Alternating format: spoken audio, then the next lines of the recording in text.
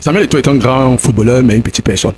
On n'a dit pas de mots dénigrants. Ce n'est pas dénigrant, c'est que je dis. Pas de mots dénigrants. Voilà. Je vais expliquer, vous allez comprendre.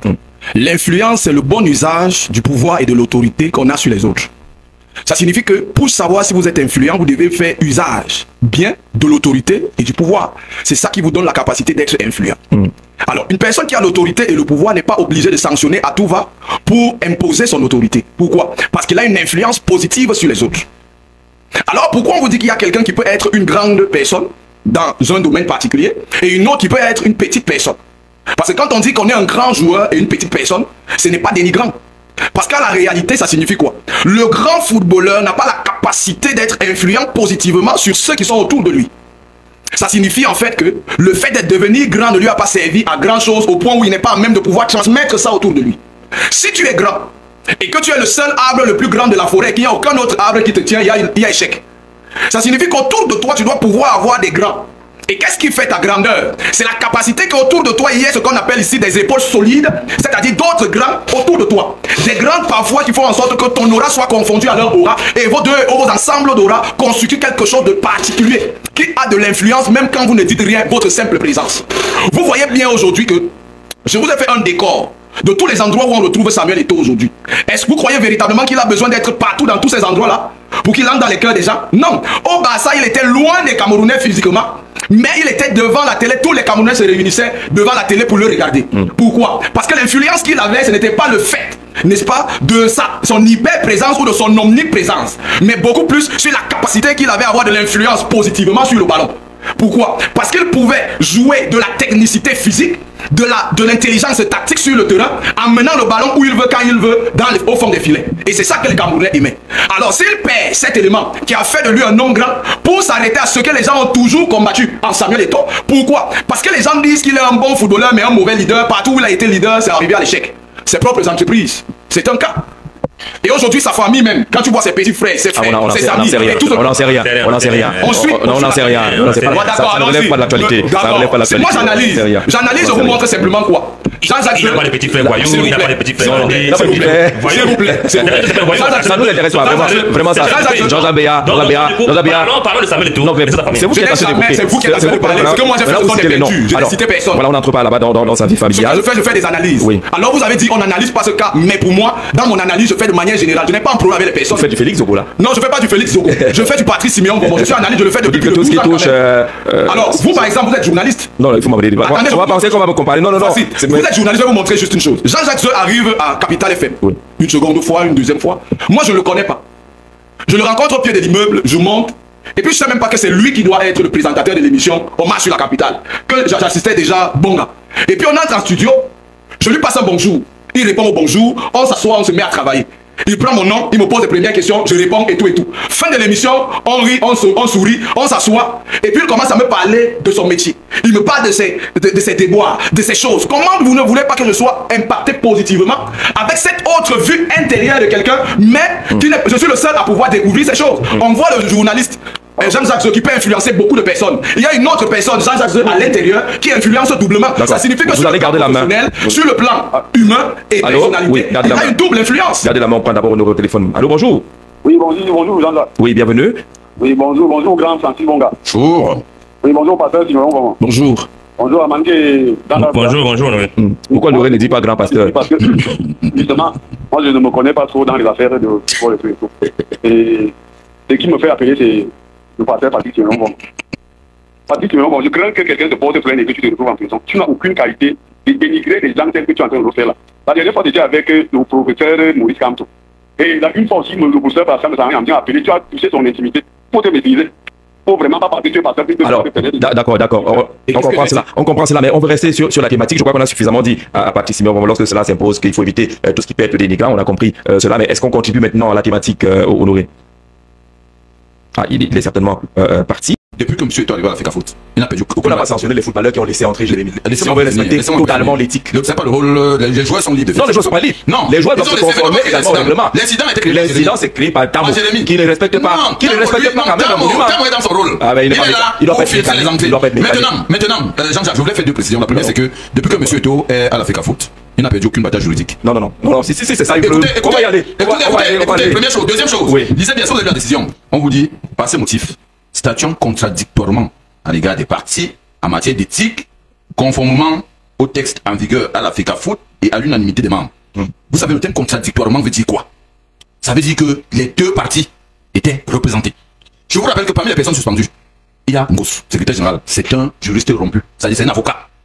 C'est pour dire que si Ngos avait estimé que comme le secrétaire général de la CAF avait ses FECAFOOT pour dire de laisser tomber, s'il avait estimé que la FECAFOOT n'a pas qualité de connaître de cette affaire, il ne serait même pas présenté. Il attendrait dans son bureau là-bas, que faites votre show là, la CAF intervient. Mais Ngos n'est pas concerné par l'incident de Boaké. Je dis ceci. Je parle de. On parle des deux, hein. Ça dit les deux, contradictoirement, c'est les deux. Ça dit qu'on a. C'est eux qui ont écrit. Oui. Est-ce que tu as vu la version? Non, j'ai dit est-ce que tu as vu la version des concernés? J'ai dit ceci. Est-ce qu'on a vu la version? J'ai dit ceci. La FECAFOOT. Quand une juridiction, et je suis convaincu, ils savent qu'en face il y a des juristes. Ils ne peuvent pas écrire contradictoirement, ils envoient aux juristes, et les juristes restent sans maudit. Quand mais contradictoirement, ça dit que les deux parties étaient là. Et j'ai dit donc que si Ngos savait que la FECAFOOT n'avait pas qualité, c'est-à-dire la commission d'éthique de la FECAFOOT n'avait pas qualité, il ne se serait même pas présenté, il n'aurait même pas envoyé les avocats là-bas. Et là on allait juger par défaut. On n'avait pas dit contradictoirement, on allait dit par défaut. D'autres qui ne veulent pas que le football retrouve toute sa grandeur. C'est eux qui ne veulent pas que le football retrouve sa grandeur. Ils sont un problème pour le football. Oui. Comment cela? Mais parce que ils réussissent par des moyens peu orthodoxes à vouloir toujours mettre les bâtons dans les roues de ceux qui veulent redonner au football toute sa grandeur. Donc je crois que la liste n'est pas terminée. La liste n'est pas. Je crois que c'est pas terminé. On n'a même pas acheté Feuteux. Il y a Feuteux. Il y a l'ancien président de Mamoutos également concerné. Et Francis confirme que ce n'est pas terminé. Oui. Il y a encore des luttes galeuses. Le gars de l'île Sahel là. De l'île du Sahel.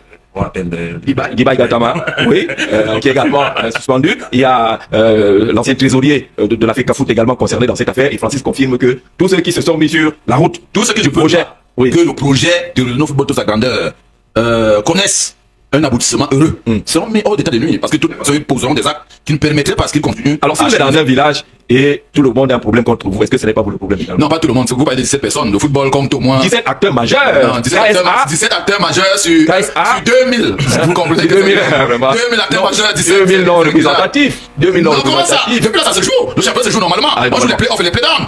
Le championnat se joue au niveau régional. Est-ce que vous avez entendu que ça doit être suspendu? Tout se passe plutôt bien, Jean-Jacques. Tout se passe plutôt bien. Parce qu'il faut dire que tous ceux qu'on a cités là, ils n'ont pas été suspendus à 6 mois de l'élection de la FECAFOOT. Ils ont été suspendus durant tout le mandat du président. On a commencé tôt donc. On a commencé très tôt à éliminer parce que vous savez, lorsqu'on fonctionne avec une équipe, on voit rapidement ceux qui ne sont pas dans la même vision et avec donc la FECAFOOT qui est une assemblée, il faut le dire, et l'assemblée souveraine, donc on peut à un moment donné prendre des décisions, même à l'encontre du président, parce que ça ici, il faut le dire, c'est-à-dire que le président peut être contre une décision, mais en assemblée on prend la décision. Et le président est obligé de s'aligner derrière les assemblés et de parler. Les présidents d'ailleurs, pas les présidents du Cameroun. Bon, maintenant. Le président d'ailleurs, allez essayer. Bon, maintenant, je crois que monsieur Sorel Jérémy Dita, président du SINAFOC, a eu un incident, au niveau du vestiaire des Lions de table pour le match Cameroun-Gambie, on l'a bien assez dit. Et je crois que c'est une affaire qui aurait pu se gérer en tant que gentleman, sans aller devant les commissions d'éthique et tout. Mais il faut aussi se rendre compte aussi que je crois que la commission d'éthique, si je me trompe, François Écologie, elle fonctionne, c'est indépendant. C'est-à-dire qu'elle peut s'auto-saisir des dossiers. Et tu crois à l'indépendance de ces commissions? Non. Je reste encore. Vous ne croyez pas à l'indépendance de l'ECAN, du Conseil constitutionnel? Vous croyez à l'indépendance d'un comité éthique de la fédération? On vous comprend plus dans ce pays. On vous comprend plus dans ce pays. Ils ne sont pas nommés comme là-bas. Là-bas, on ne nomme pas, on est dit. Ouais, Guibaï n'est pas élu. Il est. Je crois que pour l'instant, j'ose croire qu'ils sont indépendants et ils travaillent de manière indépendante. Mais je pense. Donc tu m'as l'air de lever la main, la sortie de la Confédération africaine de football. J'ose croire qu'ils travaillent dans la bonne marche du football camerounais. Mais je crois aussi que lorsqu'on a été quand même une icône, un ancien lion, un grand footballeur, une image pour le Cameroun, il y a quand même, on ne peut pas dire des passe-droits, mais il y a quand même une manière de régler certains conflits avec ces genres de personnes. Parce qu'il faut dire que Jérémy Dita, ce n'est pas inconnu. Jérémy Dita a un parcours dans le football que personne ne peut refuter, d'abord en tant que professionnel. Et le président du syndicat. On verra quoi la réaction. Vous avez prédit la prison également à Samuel Eto'o. Il est là. Comment ça? Il est déjà dans le couloir. Il est où ce couloir? Il est là. Pourquoi? Ça ne souffre d'aucune contestation. Samuel Eto'o, je vais vous dire quelque chose. Samuel Eto'o, vous ne le connaissez même pas d'abord. Ça, c'est la première. Il s'appelle Ndébi. Oui. Je prends ça sur mon dos. Parce qu'il n'y a pas un Samuel Eto'o à l'époque quand il parle des brasseries du Cameroun à Douala. C'est le nom Ndébi qui transporte cet enfant. Maintenant, je ne refuse pas qu'il nous a honorés. Mais il n'est pas le seul. Il y a les Mila, il y a tout le monde. Il y a beaucoup de gens ont fait ça. Mais il est là en prison. Pourquoi? Parce qu'il est phagocyté dans la fémania. C'est un féman. Il sait que je sais. Même ses amis savent que je sais. C'est pour ça que ils vont faire comment? Vous marchez ensemble? Non. C'est des jeunes qui sont qui croient à une république dans la République. Vous parlez d'un féminin dans le couloir? Non. Je vais vous dire pourquoi. C'est moi qui fais... À l'époque, dans mon journal, j'avais parlé des Feman, parce que je disais c'est des gens qui vendaient du vent. Oui. Et plutôt, si vous avez votre trésor, faites attention. Mais Samuel Eto'o, pour moi, est un enfant qui a un handicap mental. C'est pas dur, ça? C'est pas dur. C'est pas dur? Mental. C'est-à-dire quoi? Parce que c'est quelqu'un qui croit à la république d'interventionnisme. Vous savez pourquoi il est l'ami de Vondaïlo? Il croit que Vondaïlo est le neveu du chef de l'État. Ça dit des choses bizarres. Dans sa tête, il se dit, le président va appeler Vondaïlo, il dit que viens t'asseoir ici, prends le pouvoir pas. Nous sommes dans un pays, dans une république là où il y a les armoiries, il y a les institutions, il y a une structuration politique. Comment ça va se passer? C'est des gens qui rêvent. Mais le pays marche comme ça, non? Non, je suis désolé. C'était plusieurs cas d'intervention. Non, je parle de la structuration de la société. Oui. Vous pensez que si on ne passe pas par la légalité, comment on peut devenir président dans une république qui est aussi structurée que la nôtre? Voilà la réalité. Vous savez pourquoi est-ce qu'il dit que le secrétaire général, la présidente, Ngongo n'est pas bon? Parce que Ngongo ne fait pas les autres, ce que les autres on fait, on multiplie un même marché, ça fait, pourquoi vous les regardez? Mais tu vas regarder. Vous avez un regard fixé sur moi. Vous parlez des marchés, ça m'intéresse. Mais les marchés, vous comprenez quoi? Un seul marché, on le multiplie fois 10 et on fait payer à Jean-Pierre Amour Bénéga. Je le dis librement, je n'ai pas de problème parce que je ne me propose rien. Ou le rapport avec Eto'o? Hein? Moi, j'ai connu Aïvo. Quand il n'était pas général, hein. Vous avez compris? Et j'ai eu beaucoup d'appréciation par rapport au coup d'État, machin, la sécurité présidentielle et tout. Mais ce n'est plus le même Aïvo que je vois aujourd'hui. Le rapport, c'est quoi avec Samuel Eto'o? Le rapport, c'est que Samuel Eto'o doit quitter la scène et aller en commando faire ses histoires, jouer à la carte. C'est quelqu'un qui joue à la carte, qui joue toute la nuit là-bas. C'est pas son niveau. La FECAFOOT, c'est une institution. Bon, pourquoi vous ne dites pas que Samuel Eto'o, pendant l'ouverture de la CAN, on l'a enfermé dans une cage pour qu'il n'embête pas la vue? La vue du chef de l'État, parce que le chef de l'État devait demander pourquoi il y a trop de vacarme comme ça. Il était enfermé avec Fali. Pourquoi vous voulez l'étouffer? Je ne l'étouffe pas. Vous l'étouffez. Je ne l'étouffe pas. Oui. Il a fait que le pauvre musicien de tout l'artiste s'est retrouvé dans un couloir enfermé avec lui. Ils ont passé tous les après-midi là-bas. S'il est apprécié. Mais j'attendais que vous parliez de ça. Avoir l'ovation. Quelle ovation? C'est de sa faute. Quelle ovation? Le stade allait crier à l'arrivée de tout le temps, nous on a fait ça depuis. Ça n'importe quoi, rien du tout. L'ovation ne veut pas dire que vous maîtrisez la République. Donc ça fait que les gens posent des actes, ils ne savent pas que il pose un certain nombre de quoi particulièrement. Pourquoi je fais peur? Je lui dis qu'il est un fait mal qui quitte. Le jour j'avais dit pas de Samuel, pas de FECAFOOT, s'il n'y a pas Samuel et tout. C'est parce que j'avais estimé qu'il avait un carnet d'adresse, il pouvait venir faire les propositions. Il a ce carnet d'adresse. Quel carnet d'adresse? Quel carnet d'adresse est là? Toi, tu connais le carnet d'adresse là, depuis que tu es avec lui, toi-même tu parles avec lui, s'il marche avec des petits, son carnet d'adresse, c'est quoi? Mentir aux gens, se dire aux gens que ce qu'on n'est pas. Il se filme à côté d'un immeuble. L'immeuble qui est à Bounandiola. Moi, je sais de quoi je parle. L'immeuble a failli être acheté par Tradex. Je vous donne des informations clés. D'accord. Et après, c'est les prêtres qui ont voulu acheter cet immeuble. C'est l'immeuble de qui l'a finalement acheté. C'est l'immeuble de l'État, c'est sur le terrain de l'État. On ne vend pas les biens de l'État. J'ai demandé que, bon, comme vous dites qu'il a dit cet immeuble-là, sortez nécessairement l'ordre de virement de paiement au ministère des Finances, ou bien aller en droit le ministère de l'Habitat et de consécutivement avec le ministère du Domaine.